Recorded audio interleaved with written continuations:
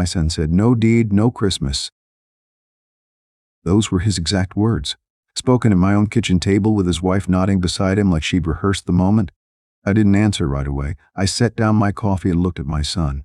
Mark was 45 years old, a sales manager at a car dealership, and he couldn't meet my eyes. He stared at the sugar bowl instead. Vanessa filled the silence. "Richard, sweetie, we've been thinking, you're 72 now. That rental property on Maple Street is just too much for you to manage. The tenants call you at all hours. The roof needs work. It's not fair to you." She reached across the table and patted my hand. "Ah!" Her fingers were cold. "We're not trying to be difficult," she said. "We just want what's best for the family." I let her hand stay on mine for a moment. "Oh!" And I pulled my hand back and picked up my coffee again. It had gone cold. "You want the deed," I said. Art finally looked up.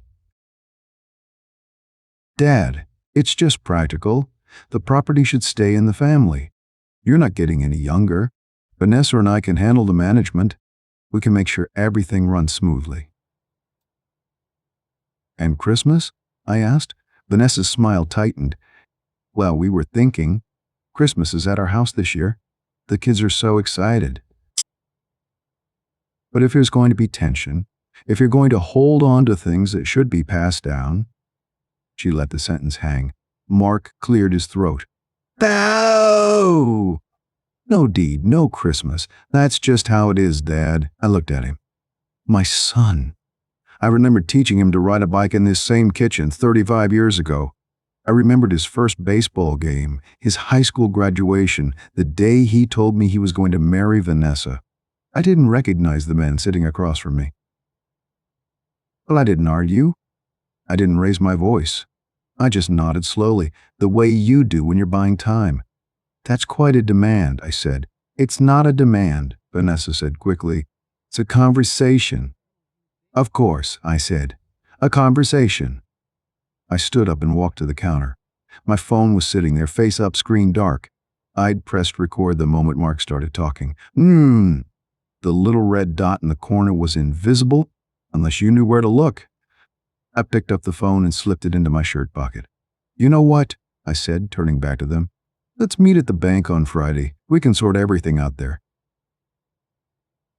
Mark's face lit up. He looked at Vanessa, and she gave him a tiny nod. "Friday works," he said. "What time?"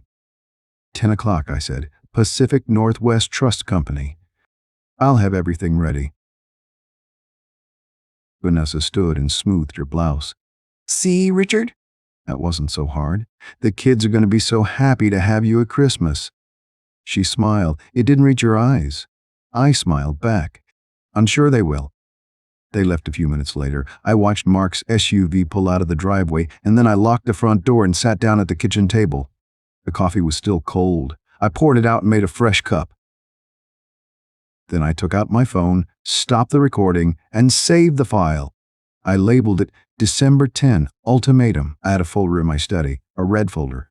It contained documents Mark and Vanessa had never seen. Documents about the property on Maple Street. Documents that proved the deed they wanted had never been in my name.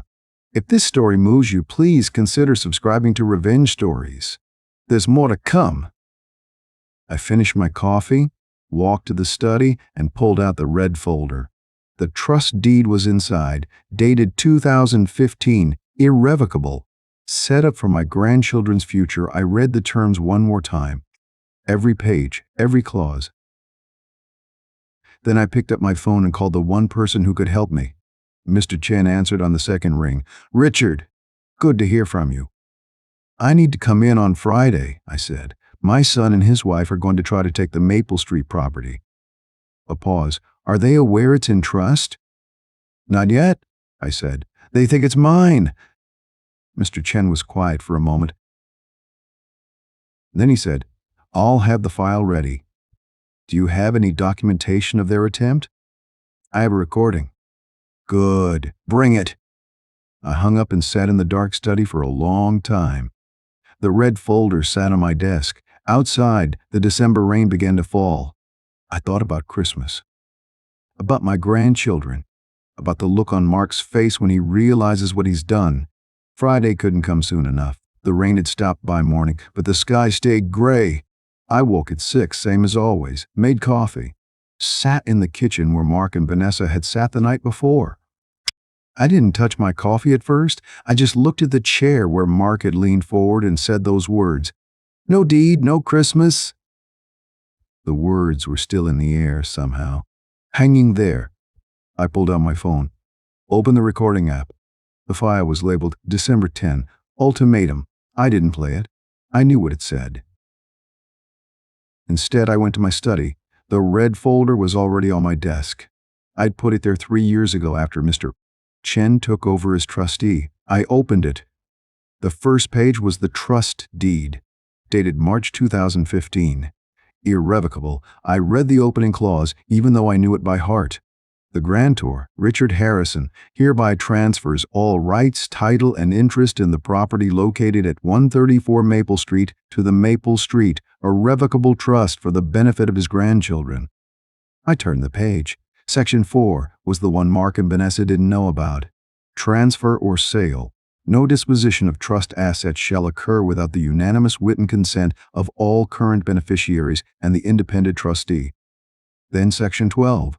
I'd highlighted it myself. Coercion clause. Any attempt by a beneficiary, family member, or third party to coerce the trustee or any beneficiary into a transfer or distribution shall trigger an automatic review of all trust assets. During the review period, no assets may be transferred, sold, or encumbered without a court order. Automatic review.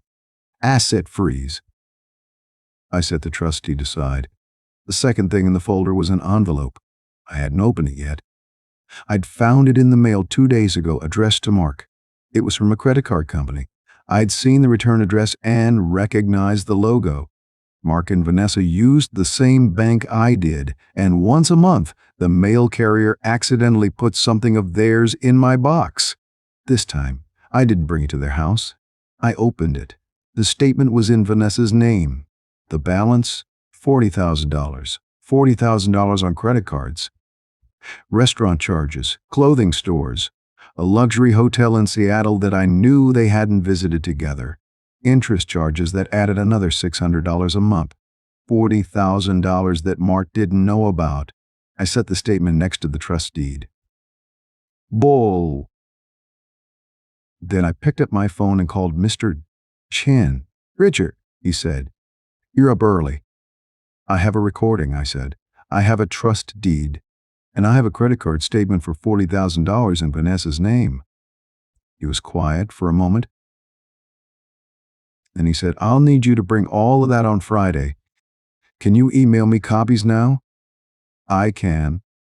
Do you want me to prepare anything specific? Section 12, I said. The coercion clause. I want you to read it aloud. To Mark and Vanessa? Yes. Another pause. Richard, you understand what happens. The trust freezes. No one can touch the property. I know. And your grandchildren? They're beneficiaries. I know that too. Mr. Chen's voice softened. You're sure about this? I'm sure, I said. I didn't create this trust to punish my son. I created it to protect my grandchildren. If Vanessa's debt gets worse, the property is the only thing they have left. I'll have the file ready, he said. Friday at 10. I hung up and spent the next hour scanning documents. The trust deed, the credit card statement. I even scanned my own handwritten notes from the night before, the ones I'd scribbled while Mark was talking. The words were shaky. My handwriting never shakes. I created a new folder on my desktop, labeled it Bank Meeting. Then I printed everything. 2 copies, one for Mr. Chen, one for the red folder that I would carry into the bank on Friday. I put the folder in my briefcase. Bah! Then I sat back down in the kitchen. 7:48 in the morning. 1 hour and 48 minutes since I'd woken up. And I had already dismantled my son's plan before he'd even had his first cup of coffee. I thought about the look on Mark's face when he was a child, the way he'd smile when he thought he'd gotten away with something. the way he'd never learned that I knew. I always knew. This time I knew before he'd even finished speaking. I took a sip of coffee. It was cold. I didn't care. Friday was 2 days away. Mark and Vanessa thought they were walking into a signing. They thought I'd hand over the deed with a sigh and a sad shake of my head. They had no idea what was waiting for them in that red folder, and I had no intention of telling them. Friday morning arrived with a cold, gray sky and rain that hadn't decided whether to commit. I woke at 6, showered, dressed in my blue blazer and gray slacks, the ones I wore to funerals and board meetings. Linda picked me up at 9:15.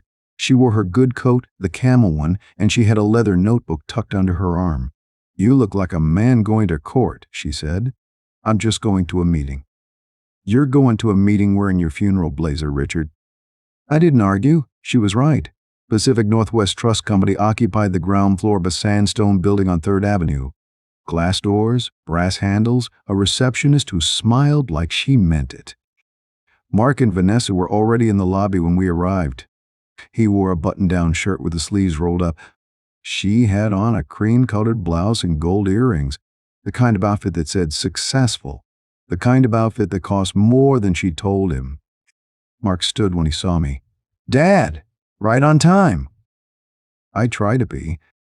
Vanessa smiled, that tight smile she used when she wanted something. "We're so glad you're being reasonable about this, Richard." Linda sat down without saying hello. She opened her notebook and clicked a pen. Mark looked at her, then at me. "What's she doing here?" "Witness," I said. "You don't mind, do you?" A pause.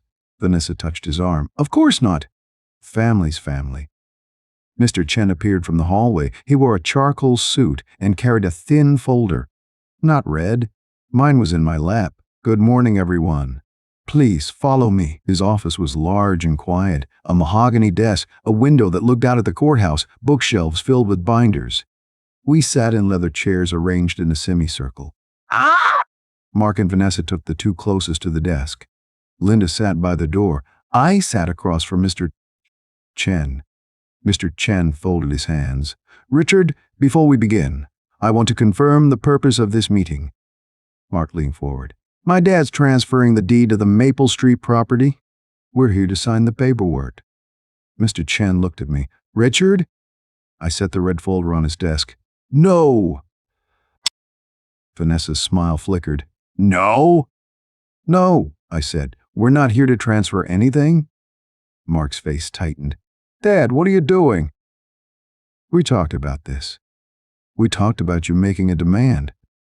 "It wasn't a demand, it was a conversation." I reached into my pocket and pulled out my phone. I set it on the desk, screen up, the voice memo app open. "Would you like to hear the recording?" "I have it right here." Mark went still. Vanessa's hands stopped moving. "I recorded the whole thing," I said. "Tuesday, at my kitchen table. You said, no deed, no Christmas. You said I was too old to manage the property. You said it should stay in the family. Your exact words." Mr. Chen opened my red folder. He pulled out the trust deed, the one dated March 2015, and laid it flat on the desk. He didn't look at Mark or Vanessa. He looked at the paper. "Mark," he said, "do you know what an irrevocable trust is?" Mark's mouth opened. "Closed. It's a legal thing." "Yes," Mr. Chen said, "it is a legal thing. This property at 134 Maple Street was placed into an irrevocable trust on March 12, 2015. Your father, Richard, is the grantor. I am the trustee. The beneficiaries are your children, ages 10 and 7. Vanessa's voice came out thin. "That can't be right." "It is right," Mr. Chen said. He turned a page. Under Section 4 of the trust, any transfer of property requires unanimous consent from all beneficiaries. Your children's consent, which they have not given because they do not know you wanted to sell their inheritance. Mark's breathing changed. "Faster! Tighter!" "Furthermore," Mr. Chen said, turning another page, Section 12 addresses coercion. It states, and I quote, "Any attempt to coerce a trustee or beneficiary into transferring assets against the terms of this trust shall trigger an automatic review. During this review, all trust assets are frozen. No sale, loan, or transfer may proceed until the review is complete and the matter is resolved." Mr. Chen looked up. "Richard contacted me on Wednesday. He informed me of the coercion attempt. I have initiated the review. The property is frozen. No one spoke. The rain found its courage and began falling against the window. Mark's face had lost all color. You can't do this. I can, mister. I am required to. Vanessa stood up. Her chair scraped against the floor. This is ridiculous. We came here to sign papers. You, Richard, you led us here under false pretenses. I led you here to show you the truth. Linda spoke without looking up from her notebook. Hey! Sit down, Vanessa. Vanessa didn't sit. She pulled out her phone. I'm calling our lawyer. Mr. Chen held up a hand. I would advise against that.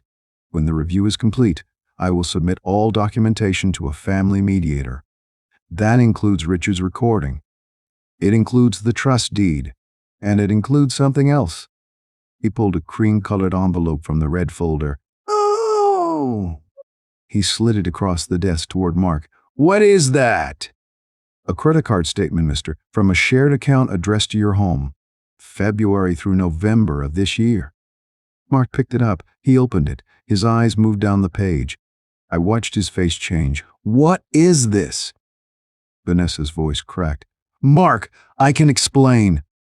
$40,000, Mark said. $40,000 in debt. Designer handbags, hotel stays, a trip to Napa Valley. You told me you were visiting your sister.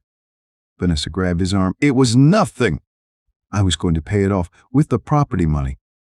Mark pulled his arm away. You knew about this the whole time. I didn't think. No, Mark said. You didn't think. He stood up. He looked at me. His eyes were wet, dead. I shook my head. Not now, Mark. Mr. Chen closed the trust deed. The review will last through the end of the year. The mediator's office will contact you next week.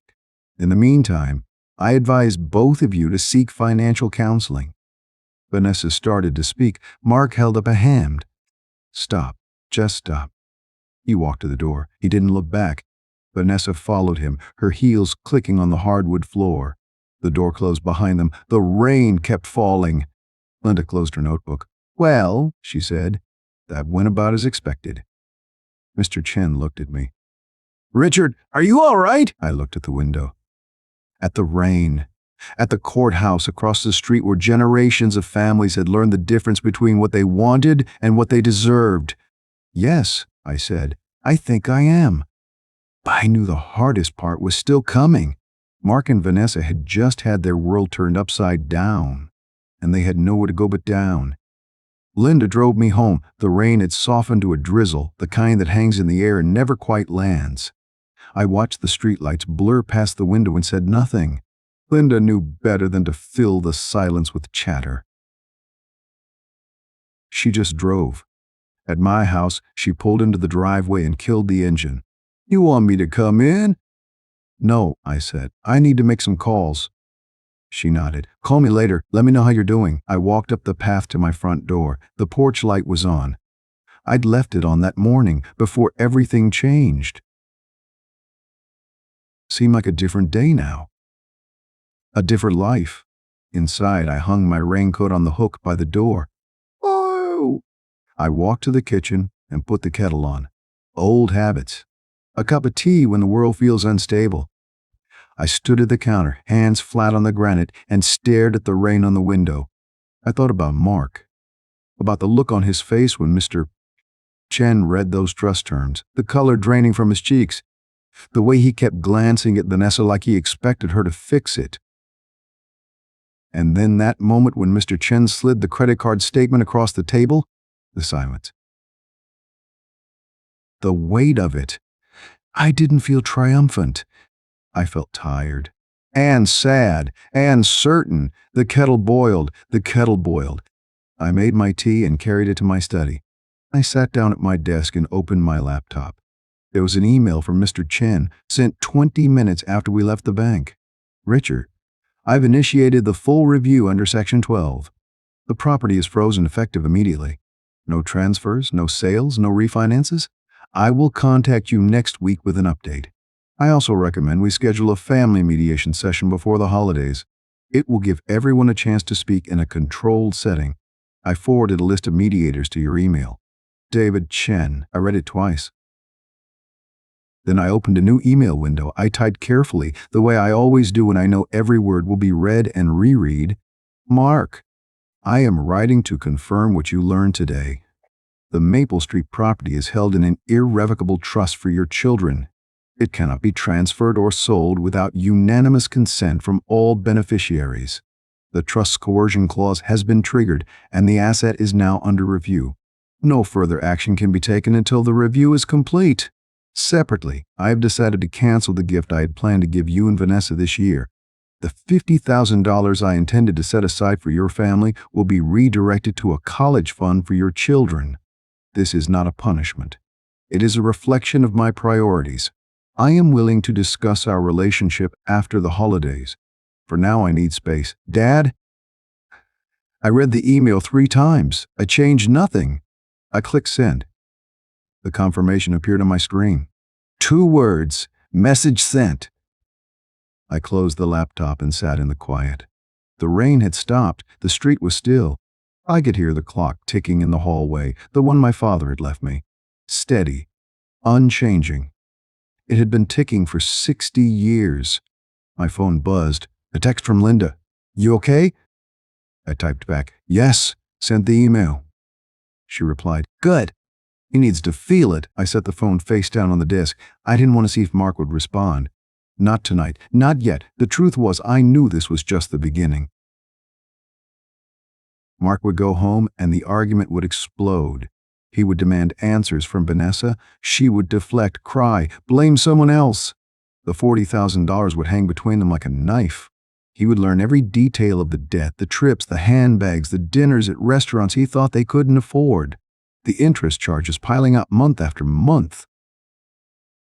And then he would have to ask himself the question he'd been avoiding for years. Did he marry a woman who loved him, or a woman who loved what he could give her? I went to bed early. I lay in the dark with my hands behind my head.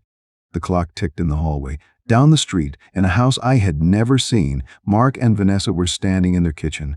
I pictured it. The overhead lights too bright. Vanessa's purse on the counter. Mark holding the credit card statement in both hands, reading it like it was written in a language he didn't speak. How much, he would say, and she would tell him. And that silence, that long, heavy silence, would be the answer to both of their questions. I reached into my jacket and pulled out my phone. Whoa! I have a recording, I said, from December 10th, at my kitchen table. Would you like to hear it? Vanessa's face went still. Mark looked at the table. I think that would be helpful, Mrs. Delgado said. I pressed play. My voice came first. More coffee? Then Mark's voice, clear as a bell. No deed, no Christmas. Those are the terms, Dad. The recording played for 3 minutes. Every word. Vanessa saying I was too old to manage the property. Mark agreeing. The threat, the smugness in their voices. When it ended, the room was silent. Mrs. Delgado wrote something on her pad. That's quite clear, she said. Wait, Vanessa said. We were frustrated. That's not how we really felt. We were just... Mrs. Harrison, Mrs. Delgado said. Please let me finish. Vanessa closed her mouth. Mrs. Delgado turned to Mr. Chen, who sat at the end of the table with a plain manila folder. He had not spoken yet. Mr. Chen, do you have documentation regarding the trust? Mr. Chen opened the folder.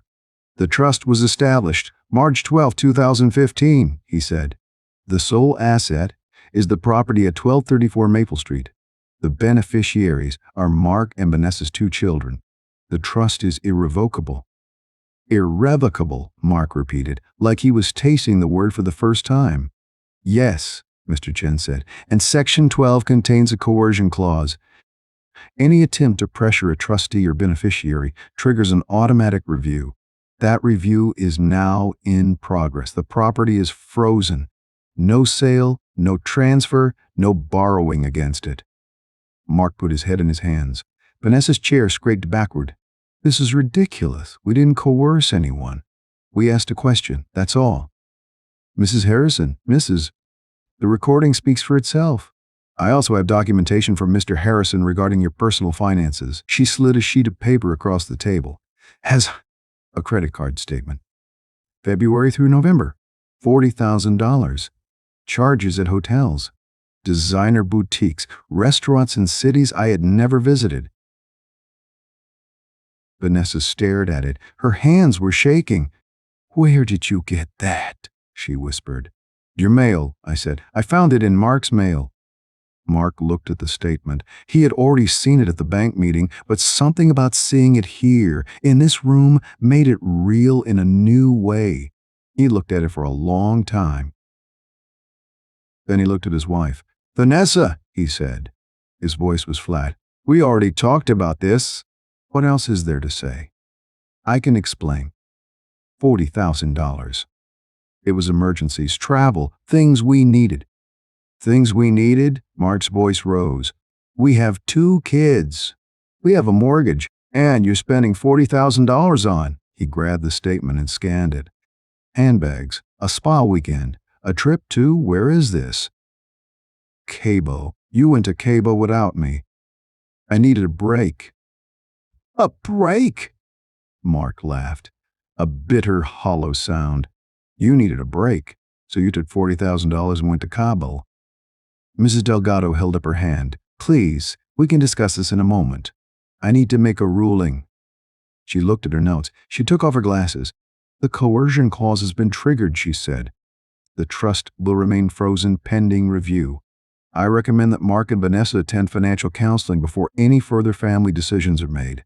Additionally, given the nature of this conflict, I am recommending that Christmas at Richard's home proceed without Mark and Vanessa this year. Vanessa's head snapped up. You can't do that. I can, Mrs. And I have. Mr. Harrison has the right to a holiday free of coercion and manipulation. You will not attend Christmas at his home. Mark did not argue. He just sat there, staring at the credit card statement in his hands, like he was seeing his wife for the first time, even though he had already seen her. I'll inform your parents as well, Mrs. Delgado said to Vanessa. They should be aware of the financial situation. Is that acceptable? Vanessa did not answer. Her face was white. Delgado stood. We're done here. Chen will follow up with the trust review in the new year. I'll send my written recommendations by Monday. She left the room. The door clicked shut. The silence was thick. Thicker than the gray carpet, the gray walls, the gray winter light through the window. Mark stood up. He did not look at me. He looked at his wife. Oh! Let's go, he said. Mark, Vanessa said. I said, let's go. He walked out. Vanessa grabbed her purse and followed. She did not look back. Linda reached over and squeezed my hand. Whoa! You did the right thing, she said. I watched the door swing shut. Outside, the city hummed. Christmas lights blinked from the buildings across the street. Somewhere in this city, my son was driving home with a wife he did not recognize, toward a Christmas he would not spend with his children, and that was the price of their choice. I did not gloat. I did not smile. I just picked up my phone and slid it into my pocket and walked out into the cold December air. Christmas Eve morning, I woke to the smell of cinnamon and pine. May! My sister Linda had arrived the night before with groceries and a tree. She was already in the kitchen when I came downstairs rolling dough for cookies. The grandchildren are coming at noon, she said. You ready? I poured myself coffee and looked out the window. Frost had settled on the lawn. The house felt warm and full in a way it hadn't in years. I'm ready, I said. The doorbell rang at 11:58. 2 minutes early. My granddaughter burst in first, wrapped in a red coat, her cheeks pink from the cold. She threw her arms around my waist. Grandpa, we get to stay until tomorrow? That's the plan, I said. My grandson followed, more reserved, carrying a small wrapped present. Behind them stood my daughter-in-law's sister, Claire. She had agreed to bring the children. The mediator had arranged it. Thank you, Claire, I said. She nodded. Huh. They packed their own bags, wanted to make sure they had everything. I knelt down. Did you bring your pajamas? My granddaughter nodded. And your toothbrush? I forgot, she said, giggling. But Dad said I could use his. I stopped, looked at Claire. Dad said? Claire's face tightened.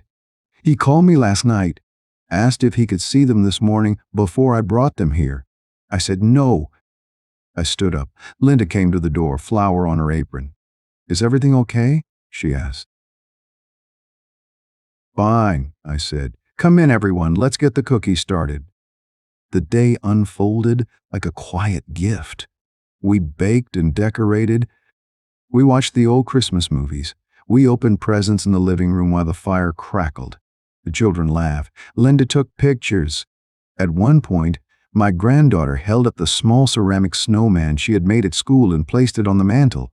Grandpa, this is for you, she said, so you don't get lonely. I looked at that little snowman. Crooked eyes? The lopsided smile. It sat next to the clock my father had given me 60 years ago. I felt something heavy in my chest. Not sadness. Something else. At 6 o'clock, while Linda was putting the turkey in the oven, my phone rang. I saw the name on the screen. Mark! I excused myself and stepped into the study, closed the door, took a breath. Then I answered, Hello, Mark. Silence. Then his voice, smaller than I had ever heard it. Dad. Merry Christmas, I said. I'm sorry. The words came out raw, like they hurt him. I'm so sorry, Dad. I didn't know. I didn't know about the debt. I didn't know she was going to. He stopped. I heard him breathing. I know you didn't, Mark. She told me everything. The credit cards, the trips, the bags, $40,000, Dad. She hid it for months. Told me the payments were for the kids' school. I believed her. I said nothing. She asked for a divorce this morning. Said I picked you over her. Said she was leaving to stay with her parents. And did they take her in? I asked. Silence. Her father told her she had to pay back every dollar before she could set foot in their house, Mark said. He called her selfish, said he was ashamed of her. I leaned against the edge of my desk. Outside the window, the neighbors' Christmas lights blinked red and green. Where are you now, Mark? In the apartment, alone. I spent Christmas Eve here. I don't have a tree. I don't have decorations. I have a carton of milk and a frozen pizza. And Vanessa, she packed her bags this morning. She left around 10. Said she was going to a hotel. He paused. Dad, I messed up. I wanted the property because I thought we needed the money. I was scared. Vanessa told me I was being weak, that you would never miss it. Mark, I said, the property was never mine to give. It belongs to your children. It has since 2015. Nothing you or Vanessa or anyone does will change that. I know that now. The trust is irrevocable. That means permanent. The property will pass to the grandchildren when they turn 25.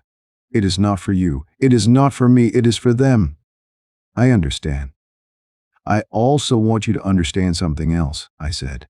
The $50,000 I had planned to give you and Vanessa, it's gone. I have redirected it to a college fund for the children. A long silence. Okay, he said. Okay. The mediator has recommended financial counseling for you. Both of you. I have already paid for 6 sessions. If you attend, we can talk about rebuilding our relationship. After the holidays. Thank you, Dad. I heard my granddaughter shriek with laughter in the other room. Linda was telling a story. The turkey would be ready in an hour. I have to go, Mark. The children are waiting. I know. His voice cracked. Tell them I love them. Tell them yourself when you call them tomorrow. Will you be there? No, I said. I will give you the phone.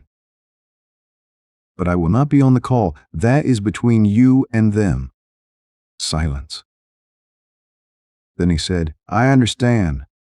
Merry Christmas, Mark. Merry Christmas, Dad. I hung up. I stood there for a moment looking at my father's clock, the one that had ticked for 60 years. Steady. Unstoppable. The same way the trust would tick on until my grandchildren were old enough to understand what had nearly been stolen from them. I walked back into the living room. My granddaughter was wearing her new sweater, hugging Linda. My grandson was building a train track on the carpet. Everything okay? Linda asked softly. Everything is fine, I said. And it was. We sat down to dinner at 7. The turkey was golden. The potatoes were creamy. The children talked about school and friends and their new video game. They did not ask about their parents. I did not bring it up. At 9, I tucked them into the guest room. My granddaughter had brought a stuffed bear. My grandson had a book. "Grandpa," my granddaughter said as I turned off the light, "are you happy?" I looked at her face. So young, so unburdened. "Yes," I said, "I am happy." "Good," she said, "because we love you." I closed the door and stood in the hallway. The house was quiet except for the creak of the old floorboards. Linda was washing dishes. The fire was dying down. I walked to the front window and looked out at the street. The neighbors across the road had a nativity scene in their yard. The baby Jesus was lit by a single bulb. It was dark and cold and December in the Pacific Northwest. But inside my home, there was light and warmth and the sound of children breathing. And somewhere across the city, in a rented apartment with a carton of milk and a frozen pizza, my son was learning a lesson he should have learned years ago. Genuine, genuinely genuine. I did not smile. I did not gloat. I just poured myself a cup of tea and sat down in the living room to watch the fire burn. Tomorrow would come. With it, phone calls. With it, counseling. With it, whatever Mark decided to become. But tonight, the trust held steady. The grandchildren were safe, and I had given my son the only Christmas gift that mattered, the truth. 2 days after Christmas was quiet, not the kind of quiet that makes you uneasy, the kind that settles into a house like dust after a storm. I woke to gray light filtering through the bedroom curtains and the smell of coffee already brewing downstairs. Linda had stayed the night in the guest room. Cody! Overday. She was standing at the kitchen counter when I came down, holding a mug with both hands. "Morning," she said. "Morning." She didn't ask how I was. She knew better. Instead, she slid a piece of toast toward me and said, "I think the snowman needs new eyes." The ceramic snowman on the kitchen windowsill. "Kai!" My granddaughter had made it 2 years ago. One eye was crooked. The other had a crack running through it. I picked it up and turned it over in my hands. "I think it's perfect," I said. She smiled. That's what I told her.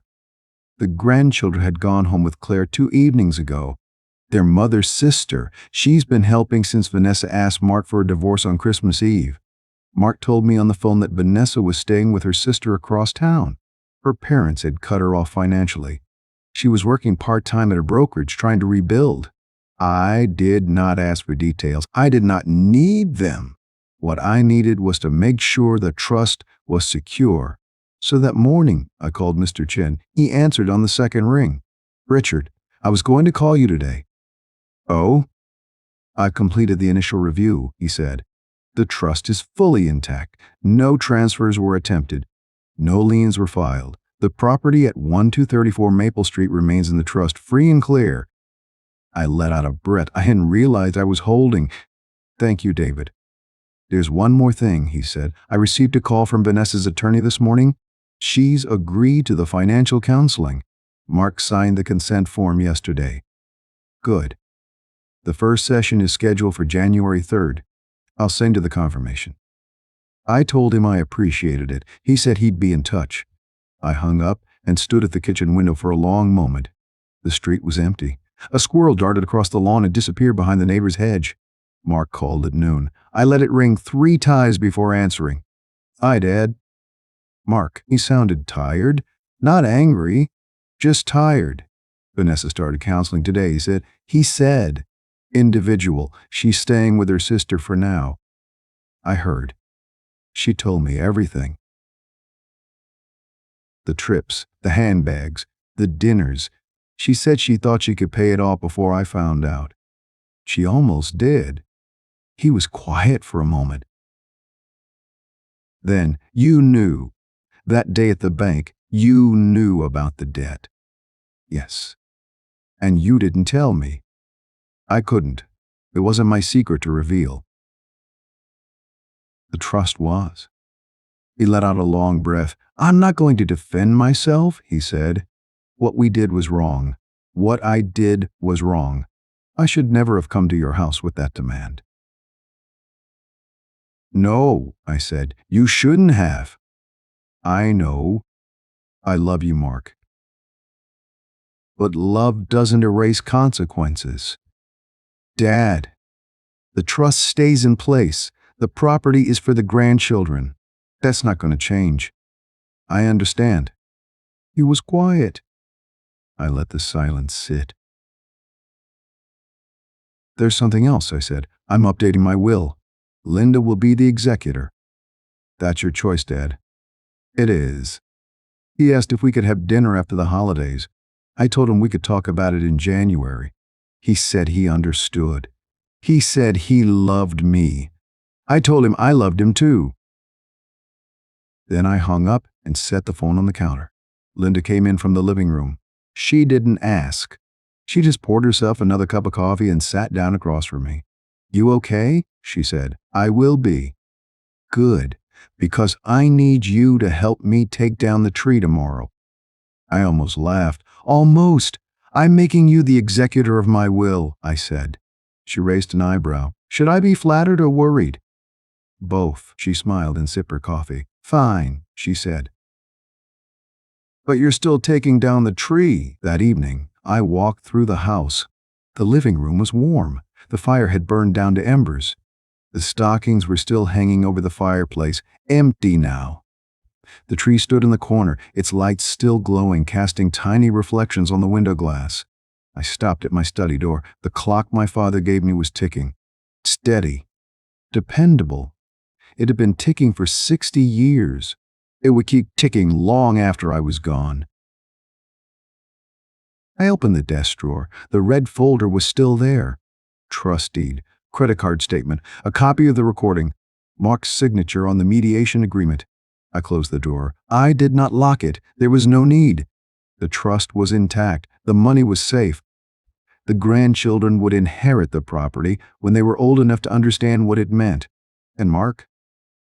He would have to rebuild, slowly, earnestly, without shortcuts. That night, I sat in the living room with a cup of tea.